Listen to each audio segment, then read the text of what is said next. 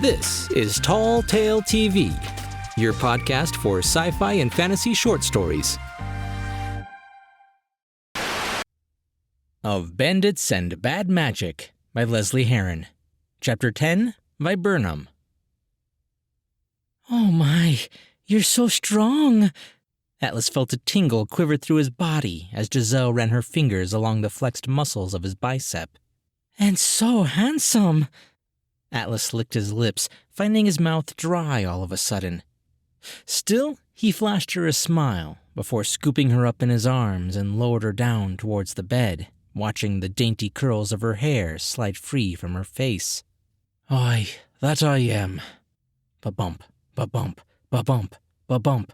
Atlas could feel his pulse quicken as he leaned in and planted his lips to hers, kissing her deeply and passionately. But the taste of her mouth was wrong. All wrong. It was dry, coarse, and before he could question it, his breath caught in his throat. Something was blocking his airway. He pulled away, hacking and coughing. The world tilted and swayed as he struggled to clear his throat before it flipped completely, tossing him from a great height. Atlas snapped open his one good eye just in time to see the forest floor rush up to greet him, his dream dissolving beneath the assault of adrenaline-fueled panic.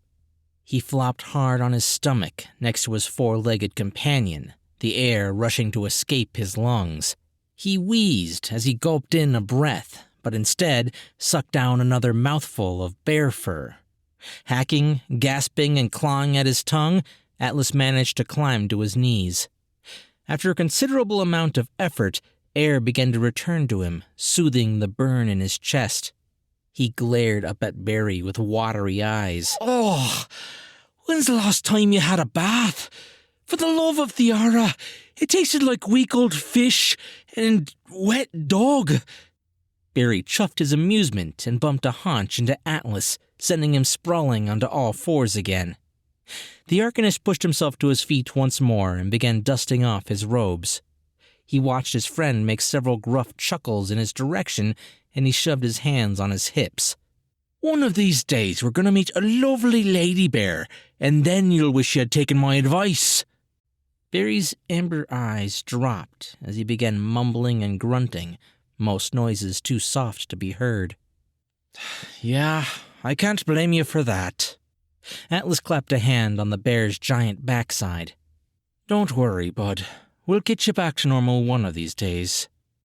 He glanced around, taking in his surroundings. Where the bloody hell are we? Lost, that's where. Evan's voice called from a short distance away. Atlas spun and spotted the tiny man, the false king, his shambling servant, and the crown prince all gathered around a map laid out on a large rock. Lost? How? The road to Still Harbor is massive! He sauntered over to the group, looking around at the gleaming rays of sun burning through the thick canopy. So, which one of you numpties decided it would be more fun to wander aimlessly in the woods? Eric gave him an irritated look.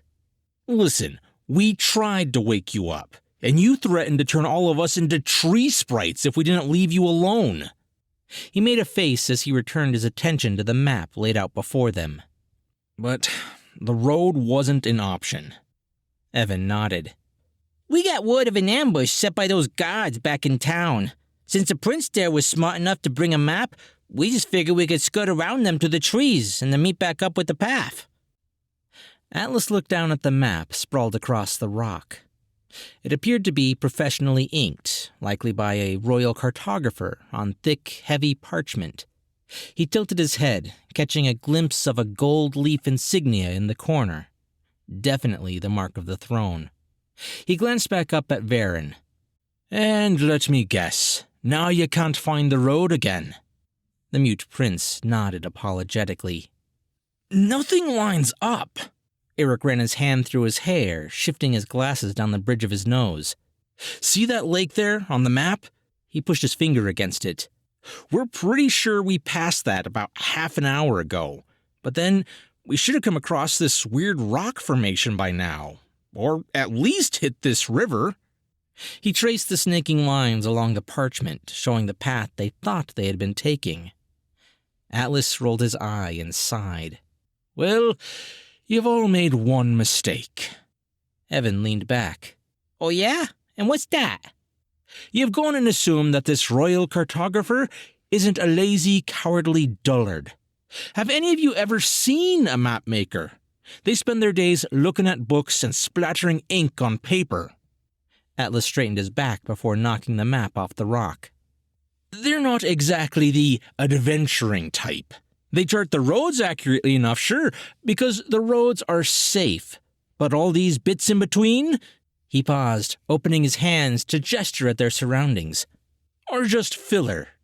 They have to make the map appear complete, so they just make it up as they go.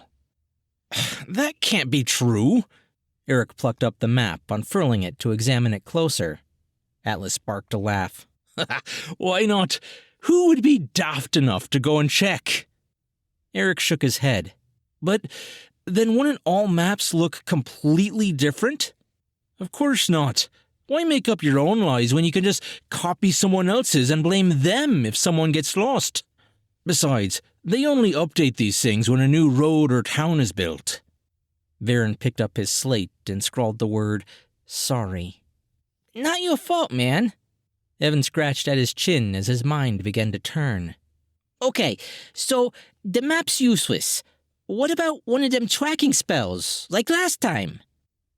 Atlas shook his head. I don't have any blood relatives out there, and I doubt you do. He paused, looking over at Varen. Heading back to the kingdom would just be suicidal. He shifted his gaze to the false king. And the prince here cancels out that Vel chap you keep going on about.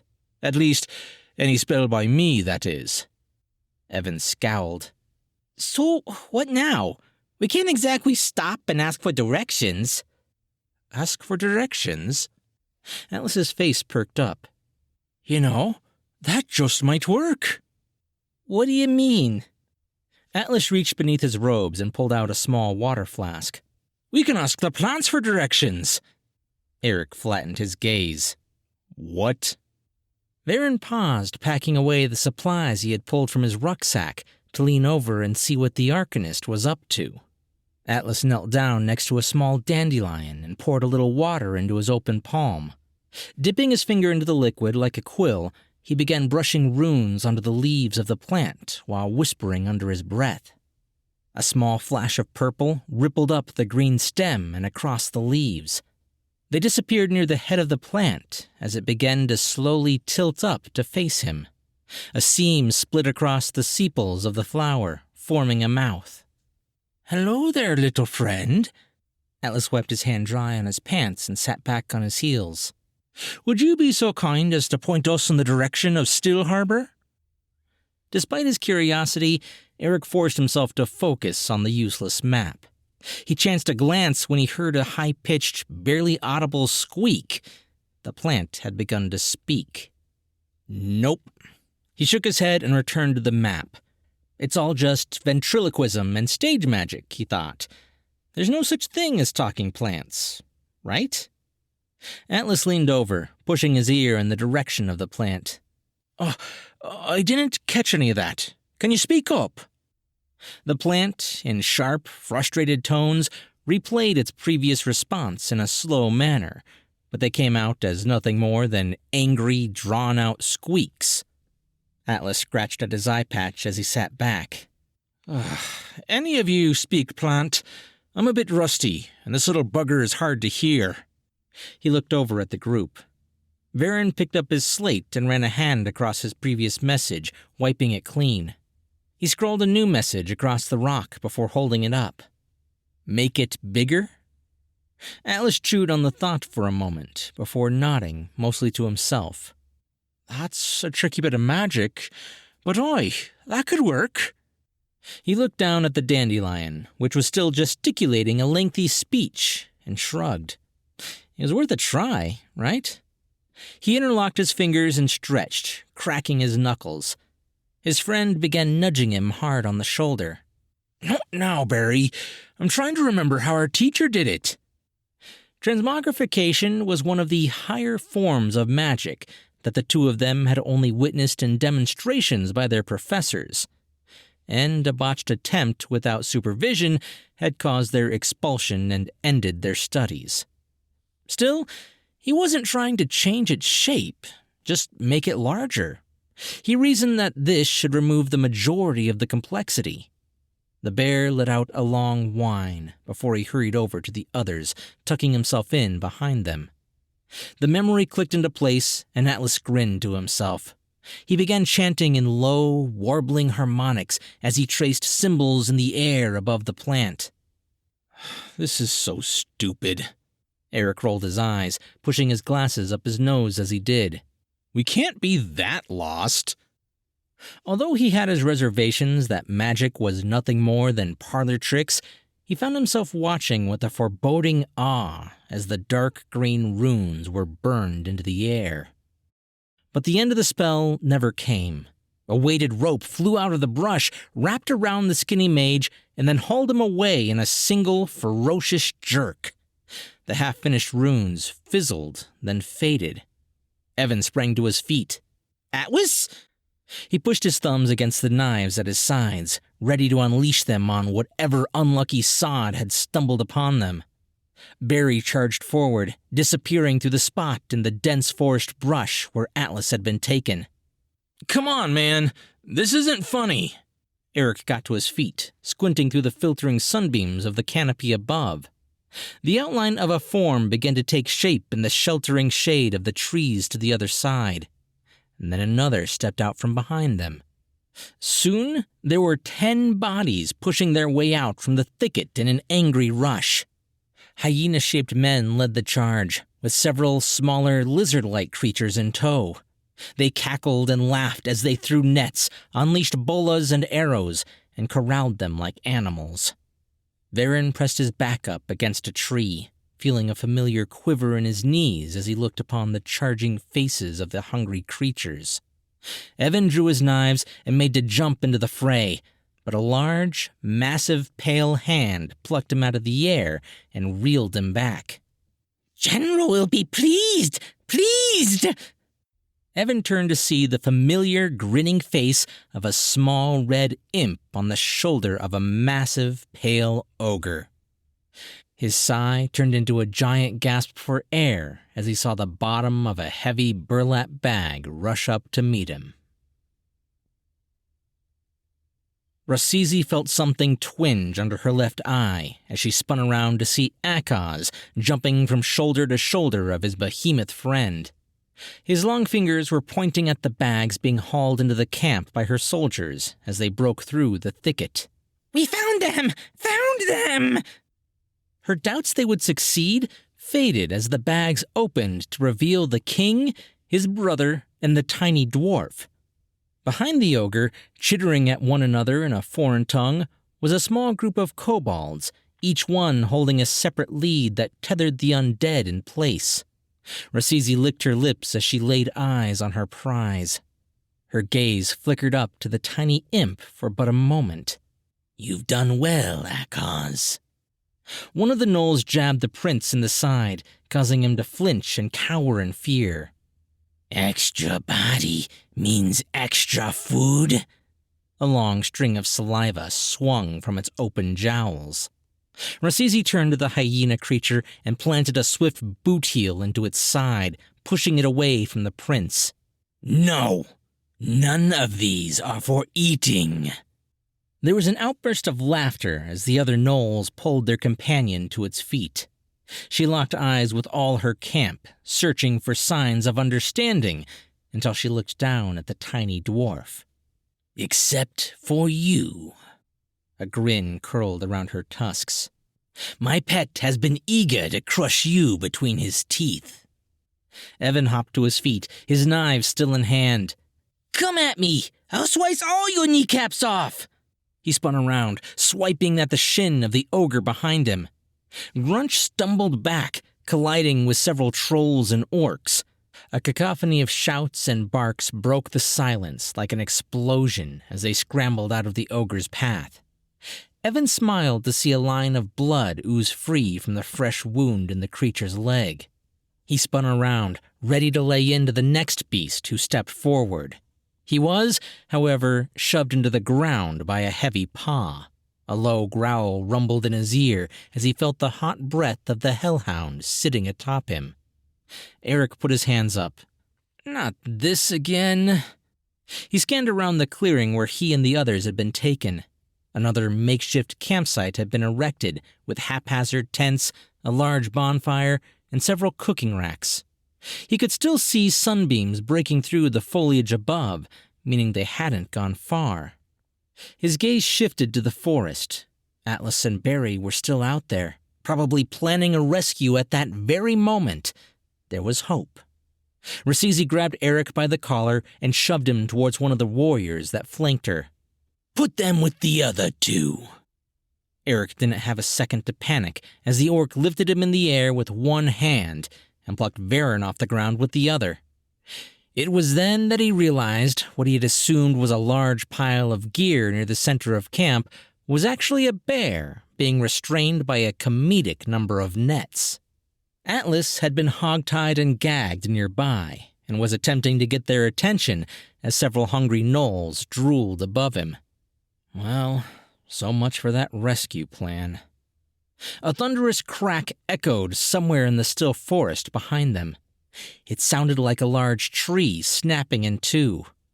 There was another tumultuous snap that was followed by the rumbling of heavy footfalls and high-pitched hyena-like screams.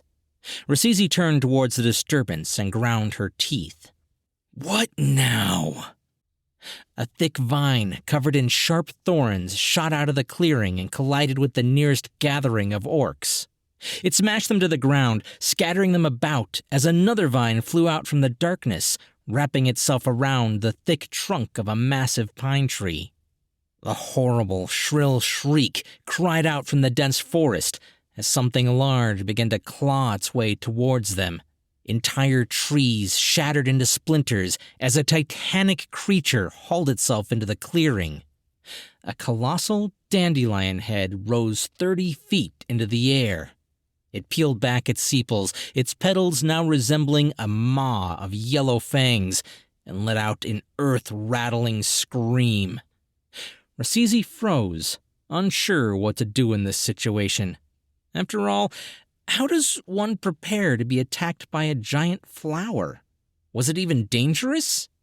She had not given the order to attack, but watched as one of her trolls charged the creature with a war cry, swinging a rusted mace over its head. She made a mental note to give that warrior a promotion. The plant beast, with no visible eyes, spun to face the attacking creature and snapped it up in its teeth, severing the troll's body in half and spraying the ground with a spurt of blood. Rasizi flinched as she was peppered with gore. Her entire warband flew into a panicked rage.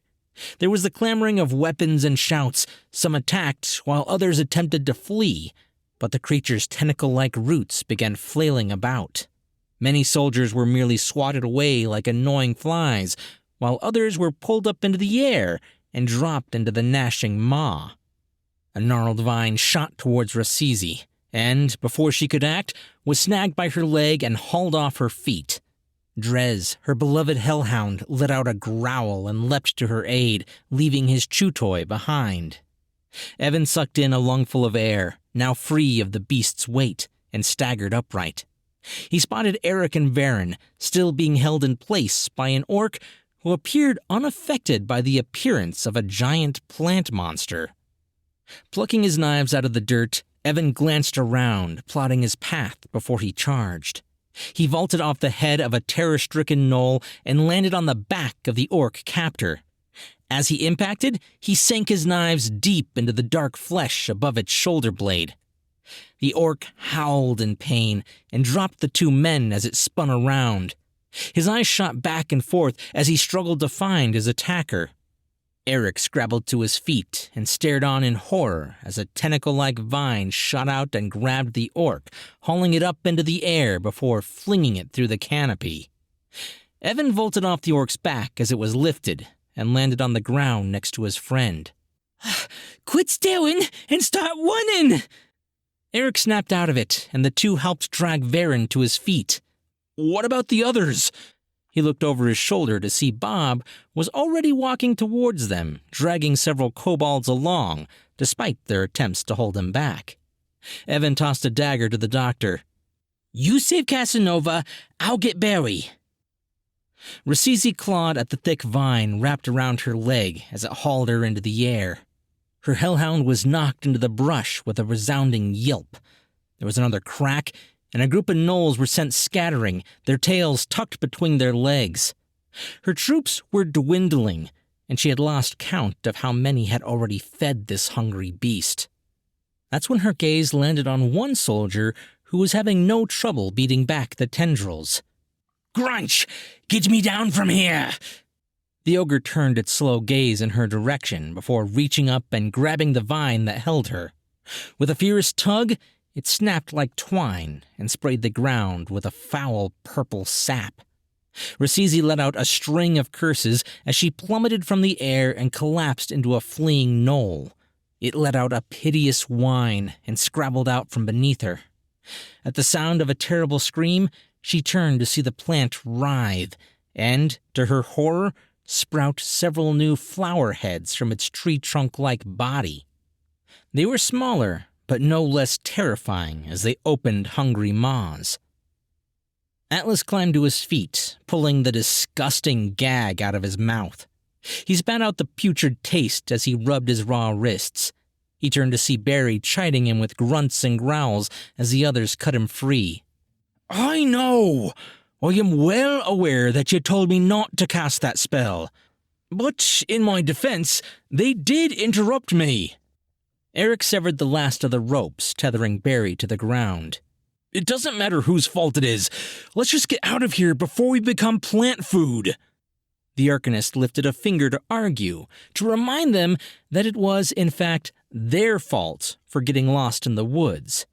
But the words never made it past his throat, as a massive vine shot out from the plant and snapped around his waist, dropping him to the ground before it dragged him back towards an open maw. Barry belted out a terrible roar and lumbered after his friend. Seriously? Eric hissed through grit teeth. Fine. Evan, you and Bob get the prince to safety. I'll go help the idiots. Varen hesitated, watching the man who resembled his brother dash back into the fray. But the tremble in his knees overrode his other senses, and he darted into the safety of the woods, the tiny dwarf and undead hot on his heels. Across the camp, Atlas was finding it difficult to cast any of his usual spells, what with the threat of being devoured.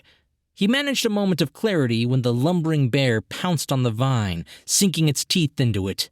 It snapped in two, and a foul purple sap showered the two of them.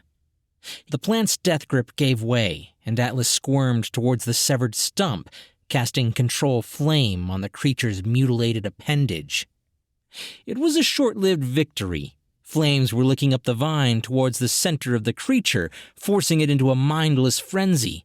Its screeches were redoubled as it lashed out in a fit of rage, laying waste to almost anything its tentacles touched. Atlas pulled himself to his knees and sat back on his heels. He leaned over and dug his fingers into the dirt, pulling them free to draw upon the power of the earth. His hair began to whip around his face as he calmed his mind and pulled from the air. His eyes flickered scarlet as words to a complex spell began to fall past his lips. He had never successfully completed this banishment ritual before, but there had to be a first time for everything. His words began to take physical form, drifting around the creature like a mist. His body was trembling with the effort to keep the focus on the spell, sweat dripping from his brow as the final incantation struggled to free itself from his body. Atlas opened his mouth, ready to unleash the curse upon the creature, when someone wrapped an arm around his neck and hauled him backwards. Are you crazy? We need to get out of here! Eric shoved Atlas over to the bear, climbing up on his back and dragging up the mage. Go, go, go! From his position astride Barry's backside, Atlas turned to see the spell collapsing in on itself. It warped, coalescing into a purple whirlpool that began to split in the center, pulling apart the walls of reality. Well, that's not good. The screams became distant as the camp faded from his sight. Rasizi wiped the blood from the corner of her mouth, throwing the severed tendril to the ground. She looked up, her jaw going slack, as a portal to some nether realm began to split open behind the beast. The purple mist gave way to a swirling vortex of greens and gold. She had only heard stories of the nightmarish creatures that emerged from such planes of existence. Horrible beasts that made this plant look tame in comparison. Grunch, shove it into the portal! We cannot let anything through! She pointed the tip of her sword in the direction of the creature, looking up at the pale ogre. Grunch threw his 12 feet of solid mountainous bulk into the plant. It had lowered its main head, ready to devour this new meal, but he socked it square in the mouth. Seeds and petals exploded, showering the camp with a spray of pollen. It stumbled back under the weight of the punch, most of its root structure and one of the smaller heads disappearing through the portal. Rasizi leveled her saber at the creature, calling to her remaining troops. Force it back! Do not let it advance even a foot! Orcs, gnolls, kobolds, and trolls surged forward, battering the monstrosity with whatever weapons they had managed to hold on to. Bodies sailed through the air as the creature writhed in agony. Screams of terror mixed with cries of rage as her loyal Twisted fought with all their might. Grunch continued pummeling the creature, tearing apart tentacles and slamming fists into the densest parts of its body. Inch by inch, it was forced back into the vortex. One of the smaller heads shot up to snap Akaz off his shoulder, but was caught by the ogre's massive fist. He squeezed until the writhing head popped, drenching him in a deluge of petals and sap. Rasizi fought side by side with her troops, swinging and slashing at any part of the plant she could reach. She was splattered with blood and foul ichor, but they were succeeding. The creature then gave a blood-curdling shriek as something erupted out of its body from the other side of the portal. A gigantic metal timber burst from the creature, catching Rasizi in the shoulder and throwing her off her feet. She hit the ground and rolled painfully to a halt. Looking up, she saw the plant beast shuddering in its death throes before the portal suddenly snapped closed. Bisecting the creature, it exploded into a violent torrent of purple sap. She forced herself up into a sitting position, her breath ragged as her shoulder burned in pain. What, in the goddess's name, just happened? Grunch bent over the remains of the plant and ripped free the object that had impaled the creature. It was a huge bar of metal, heavy in the length of a small tree. One end was torn into a jagged point and was dripping with purple ichor. He hefted it in one hand and swung it back and forth like a child with a butterfly net. He turned to his general and offered her a toothy grin. Can keep? Rasizi attempted to stand, but was nearly blinded by the pain in her shoulder. She looked over at it to see her leather armor had taken the brunt of the damage, but it was definitely dislocated. She braced her arm against a tree stump and, using her free hand to support the joint, forced it back into position. She let out a thin hiss of pain before she climbed to her feet. Yes, Grunch, you did well. Grunch guffawed and began bouncing up and down, swinging the metal rod like a favorite new toy.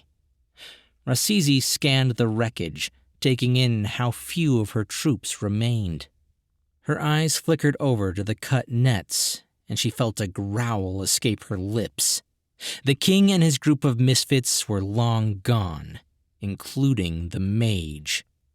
Her growl turned into a scream of rage as she lashed out and kicked one of the severed plant heads. Now it was personal. Of Bandits and Bad Magic is Book 3 of the ongoing series by Lesley Herron. Tune in every few weeks to hear the latest chapter as it's being written. If you'd like to listen to books 1 and 2, you can find links in the description. I think we're clear, guys. I don't hear any more screaming. Yeah, we should probably keep moving anyway, though. We don't want to risk it. Okay, which way? Correct me if I'm wrong, but we're still lost out here. We could make a rudimentary... Look, man, I'm glad you're trying to help, but we don't have time to read right now. Oi, there's a squirrel. Give me a sec. I bet I can cast a spell to... No! No! Seriously, dude?